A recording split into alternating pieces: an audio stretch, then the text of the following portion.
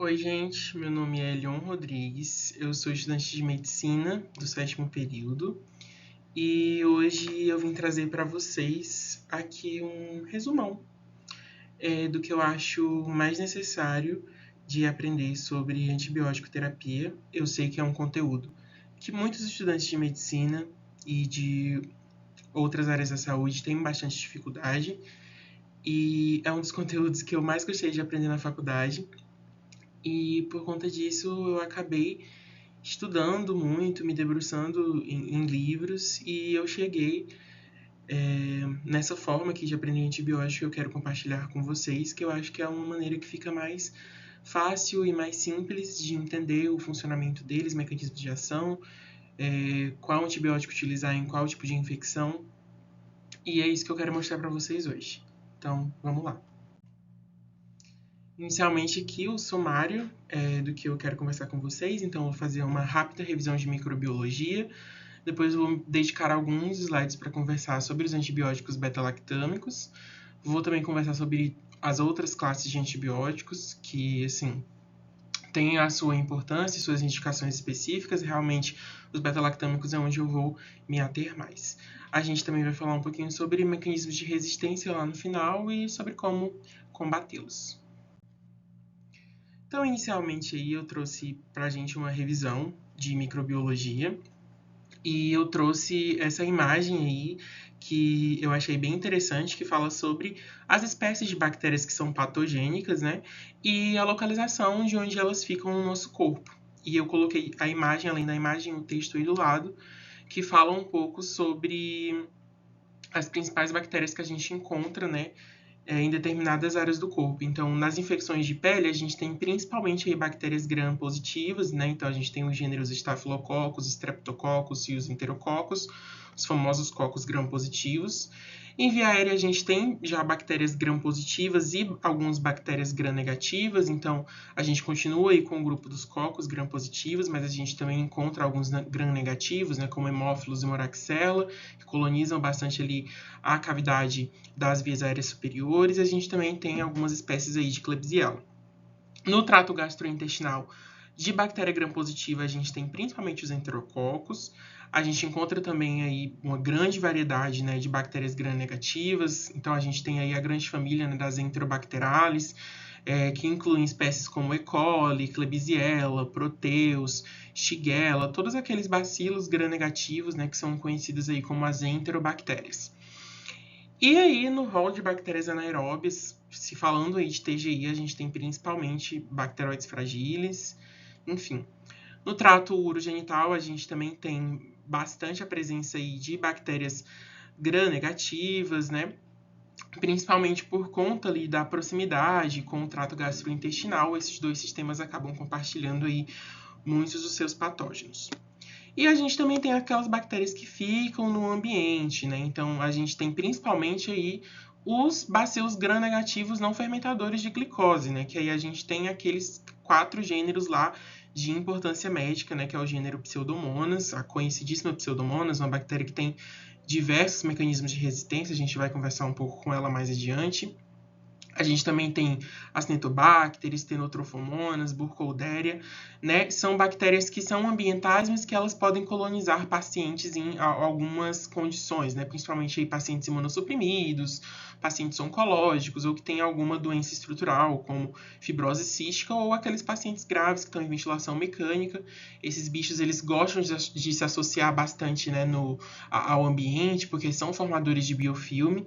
Então, eles acabam tendo aí essa facilidade para fazer infecção em paciente que está em ventilação mecânica, paciente entubado, e por isso eles têm a sua importância médica também, além de serem, né, bichos que têm uma grande capacidade de produzir resistência.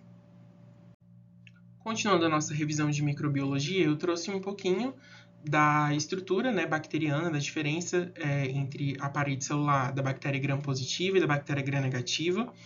Então, as bactérias gram-positivas são aquelas bactérias que se coram, né, pela coloração de gram nesse tom de azul ou em tons de roxo.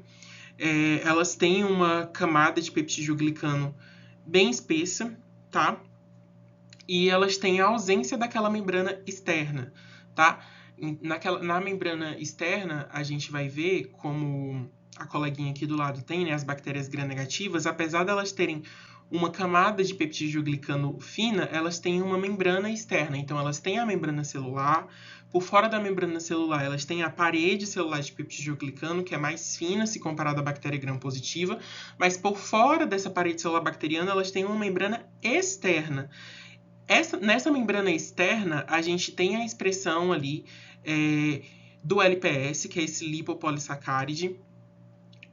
Essa molécula, ela é uma molécula que tem a capacidade de ativar muito o nosso sistema imunológico. Então, é basicamente o lipopolissacarídeo que vai causar essa resposta de inflamação sistêmica muito exacerbada que a gente tem nas infecções por bichos gram-negativos. É justamente por conta disso.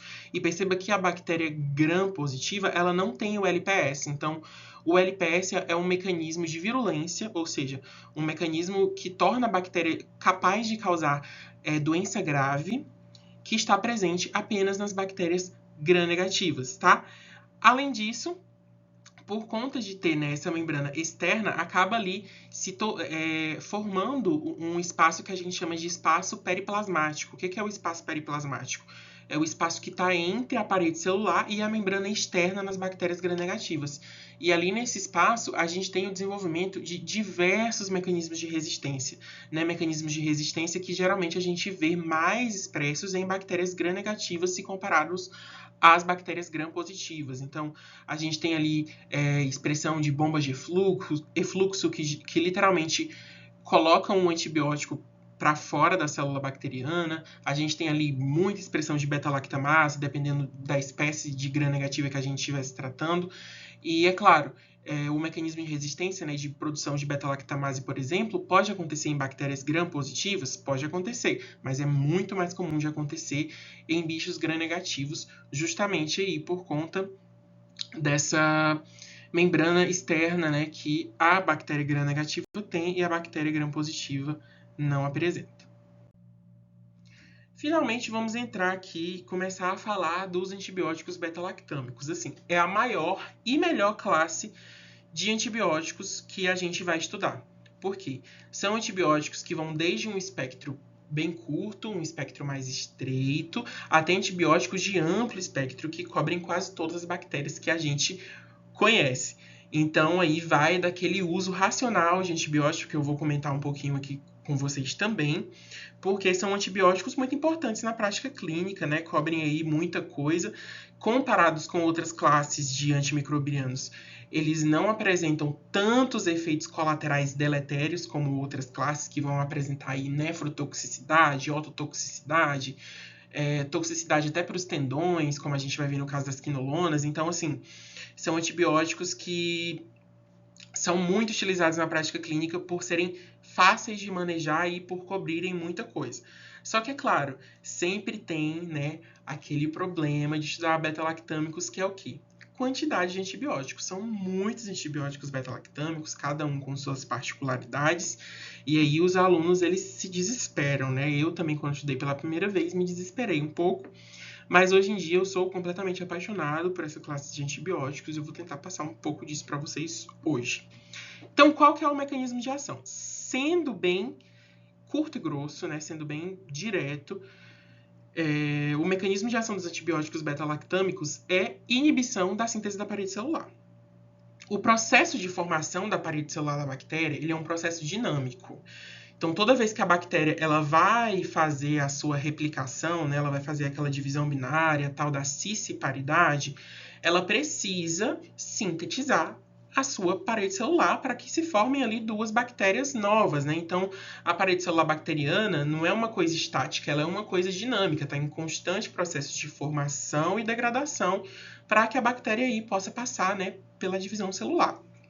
O que vai acontecer quando você ingere um beta-lactâmico é que ele vai se ligar na molécula que faz a síntese da parede celular, que é quem? A PLP, ou proteína ligadora de penicilina. Essa proteína ligadora de penicilina, ela tem algumas subunidades e os beta-lactâmicos, eles se ligam na subunidade transpeptidase das proteínas ligadoras de penicilina. Aí ele vai lá nessa enzima que forma a parede celular e degrada, né, essa proteína. O antibiótico vai lá, se liga nessa proteína e destrói essa proteína. Ou seja, o ciclo celular bacteriano ele continua acontecendo. Só que essa parede celular ela vai ser degradada pelo próprio mecanismo, né, de replicação celular bacteriano, só que na hora de ser sintetizada, né, no momento da divisão celular, o que é que vai acontecer? A proteína que sintetiza a parede está paralisada pelo antibiótico. E aí, a célula bacteriana vai sofrer aquela lise celular. Vai ter, né, a sua parede celular destruída, levando à morte da célula bacteriana. E aí, a gente tem, dentro dos beta-lactâmicos, algumas subclasses. A primeira que a gente vai estudar são as penicilinas, tá? Penicilinas naturais. A penicilina G-benzatina foi a primeira, né, penicilina a ser descoberta, foi um antibiótico aí que revolucionou a história da medicina moderna. Só que hoje em dia as penicilinas naturais, elas acabam tendo um uso muito restrito, apenas para infecções por bactérias do gênero Streptococcus e o treponema, né? Treponema pálido é uma bactéria que causa a sífilis. Penicilina benzatina, aí, falando de sífilis no adulto, né? É a principal droga que a gente utiliza no tratamento. A grande questão é, antigamente eu conseguia utilizar as penicilinas naturais para tratar infecções por Staphylococcus aureus.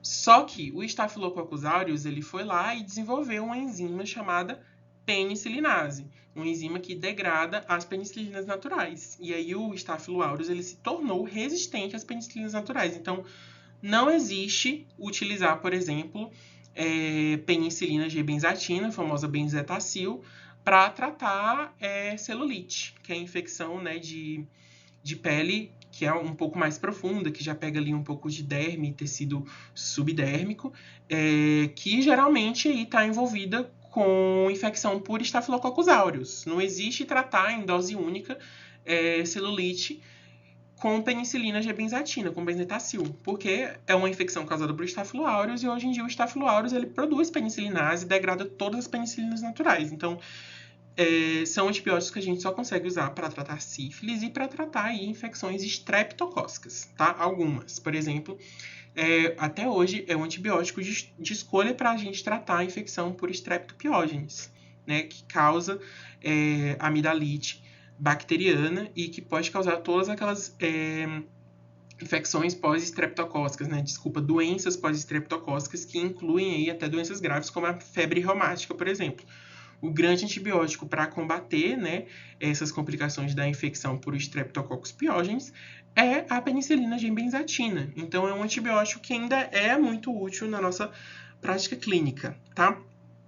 E aí a gente tem as penicilinas naturais em apresentação, né, parenteral. Então, a gente tem ela endovenosa, que é a penicilina G cristalina, que tem uma meia-vida mais curta, e a gente tem as penicilinas naturais de apresentação intramuscular, que a gente tem a procaína, que tem uma meia-vida de 24 horas, e a benzatina, que tem uma meia-vida mais longa, de cerca de 15 dias. Tá? Além disso, a gente também tem a penicilina V, que ela é via oral, mas ela é pouquíssimo usada, principalmente aqui no Brasil, e é aquela historinha, né? Antigamente eu conseguia utilizar para Staphylococcus aureus, mas eles desenvolveram uma penicilinase, não consigo mais utilizar penicilina natural para Staphylococcus aureus. E aí isso já deixa um gancho para eu falar dos próximos antibióticos da lista, que são quem?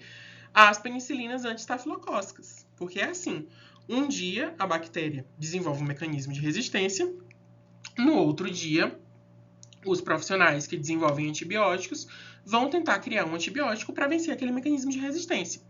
Então, o Staphylococcus aureus ele passou a produzir essa penicilinase, que degrada todas as penicilinas naturais. A indústria farmacêutica foi lá e fez as penicilinas anti-estafilocócicas, que aqui no Brasil a gente tem o principal representante, que é a oxacilina, um antibiótico de uso mais hospitalar, principalmente para infecções por Staphylococcus aureus mais complicadas, em que o paciente precisa ficar internado, tá? E percebam, ela ainda tem um espectro curto de ação, né? Relativamente curto. Por quê? Só cobre cocos gram-positivos, né? Então, os estreptococcus e os estafilococcus. E, veja bem, o estafilococcus sensível à oxacilina, que é o MSSA, tá bom? que a gente vai ver no futuro, nos próximos slides, que existe hoje já uma bactéria, que é o Staphylococcus aureus, resistente à meticilina/oxacilina, que é o MRSA, que a gente não consegue tratar com oxacilina e não consegue tratar com nenhum antibiótico beta-lactâmico. Aliás, tem um antibiótico beta-lactâmico que a gente ainda consegue usar para tratar, mas só ele, porque ele alterou o sítio de ligação, tá? O MRSA é um tipo de resistência que não é através da produção de enzima, não é o Staphylococcus aureus MSSA que produz a penicilinase que degrada as penicilinas naturais e por isso só consigo tratar ele com outros antibióticos, não é isso. O MRSA, ele alterou o sítio de ligação, então aquela transpeptidase que o antibiótico ia lá e se ligava nela, o Staphylococcus aureus parou de expressar. Então, o antibiótico não tem mais onde se ligar. A não ser um único antibiótico que a gente vai ver lá nas cefalosporinas, que é o único beta-lactâmico que consegue tratar infecções por MRSA. Continuando, a gente vai entrar aí nas penicilinas semissintéticas, né? Elas são mais interessantes porque são penicilinas que continuam cobrindo bem os cocos gram-positivos, mas aí elas já começam a ampliar um pouco de espectro para bactérias gram-negativas. E alguns gram-negativos que são menos resistentes, né? Principalmente aí pertencentes à família das enterobactérias. A gente tem aqui 2 antibióticos extremamente utilizados na vivência clínica brasileira, né? Que é a amoxicilina e a ampicilina. A amoxicilina a gente tem via oral, a ampicilina a gente tem aí tanto via oral como endovenosa, mas é muito mais comum sem endovenosa, tá? E aqui a gente vai ver que elas continuam cobrindo muito bem os cocos gram-positivos, então estrépito, estáfilo, enterococos, né? Então todas as partes do corpo onde eu tenho, né, essas bactérias, infecções que geralmente são causadas por essas bactérias, eu consigo utilizar esses antibióticos aqui empiricamente para tratar, tá bom?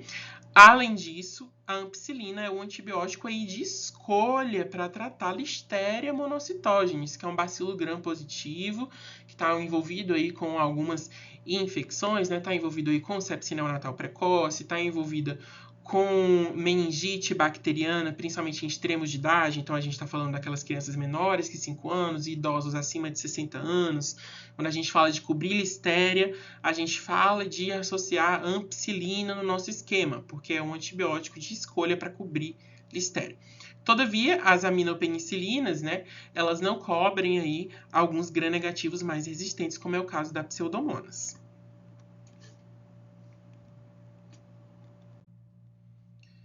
E aí, gente, a gente tem, dentro das penicilinas semissintéticas ainda, a gente tem a tal das ureidopenicilinas, tá? As ureidopenicilinas, elas mantêm a cobertura das aminopenicilinas, então elas cobrem muito bem os cocos gram-positivos, só que elas aumentam o espectro para bactérias gram-negativas. Vocês lembram que lá nas aminopenicilinas eu comentei que eu só conseguia cobrir umas gram-negativas mais sensíveis, né? Aquela E. coli multissensível, uma Klebsiella que é sensível a todos os antibióticos no antibiograma, mas eu não conseguia cobrir espécies com mais mecanismos de resistência, né? Com mais mecanismos de virulência, como, por exemplo, a Pseudomonas. Só que com as ureidopenicilinas eu consigo cobrir Pseudomonas, e além disso eu ainda ganho um plus, que são as bactérias anaeróbias, tá? Então aqui eu tenho Piperacillina tazobactam, o famoso Tazocin, é a penicilina de maior espectro que a gente vai encontrar, então cobre bactérias gram-positivas, gram-negativas, Pseudomonas, cobre bactérias anaeróbias, e é essa penicilina, né, semissintética, a ureidopenicilina, que é a piperacillina, unida com o inibidor de beta-lactamase, que é o tazobactam. Beta-lactamase, eu já comentei um pouquinho lá atrás com vocês. Lembram quando eu falei da penicilinase? Que era uma enzima que o Staphylococcus aureus passou a produzir, que fez com que eu não pudesse mais dar penicilinas naturais para tratar a infecção por Staphylo aureus. Porque o Staphylo aureus vai lá e quebra aquele antibiótico, o antibiótico não funciona. A penicilinase, ela é um exemplo de beta-lactamase. As beta-lactamases são esse conjunto de enzimas que a bactéria produz como mecanismo de resistência, como mecanismo de virulência, que elas vão degradar os antibióticos beta-lactâmicos, tá? Só que aí o que a indústria farmacêutica fez? Ela criou os inibidores de beta-lactamase. O tazobactam é um exemplo de inibidor de beta-lactamase.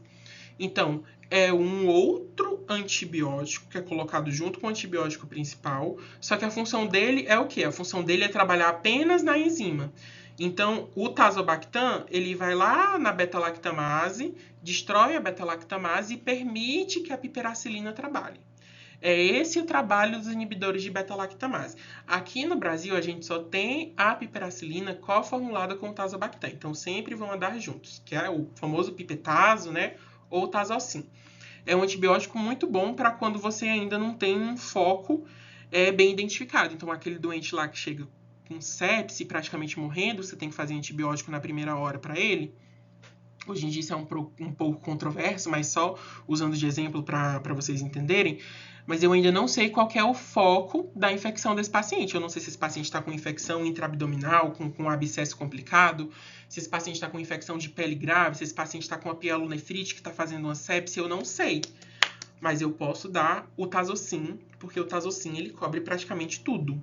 E aí depois eu vou fazer exame no meu paciente, vou manejar meu paciente, vou descobrir qual é o foco, descalono a minha terapia para um antibiótico que seja mais focalizado para aquela infecção que o meu paciente tem. Mas percebam que a piperacilina tazobactam é muito boa para isso, né? Por ter esse foco aí, esse amplo espectro, tá?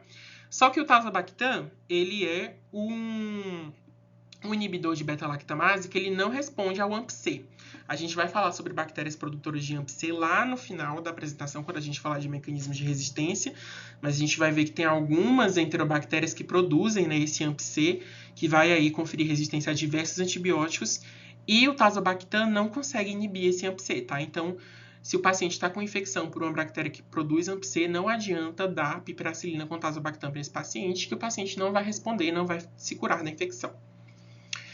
E aí, para terminar as penicilinas, a gente tem as aminopenicilinas unidas. Unidas com quem? Com os inibidores de beta-lactamase. Então, a gente tem aquela amoxicilina e ampicilina unidas com inibidores de beta-lactamase. No caso da amoxicilina, o inibidor de beta-lactamase dela é o clavulanato, ou ácido clavulânico, ou clavulanato de potássio. A gente pode ver com todos esses nomes, mas é tudo a mesma coisa, tá, gente? Tem formulação endovenosa e via oral, tá? E a ampicilina, a gente tem aí a ampicilina coformulada com o sulbactam, que é também um inibidor de beta-lactamase.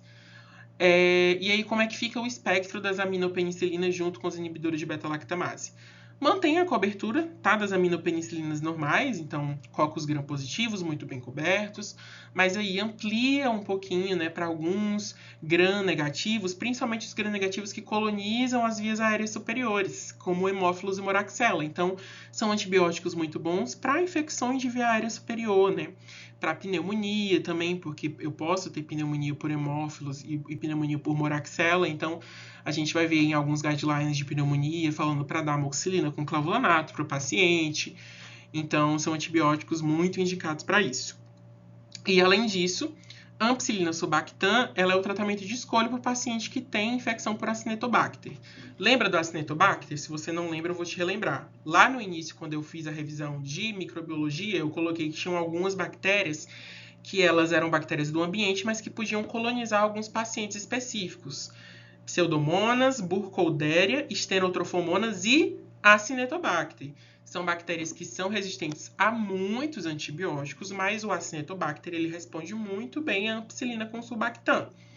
Então, sempre que você tiver uma infecção por Acinetobacter, né, e tiver lá no antibiograma ampicilina sulbactam sensível, escolha ampicilina sulbactam, porque os estudos mostram que ela é um antibiótico aí muito bom para infecções por Acinetobacter. Ufa! Vamos dar uma respirada e depois a gente continua a parte aí das cefalosporinas.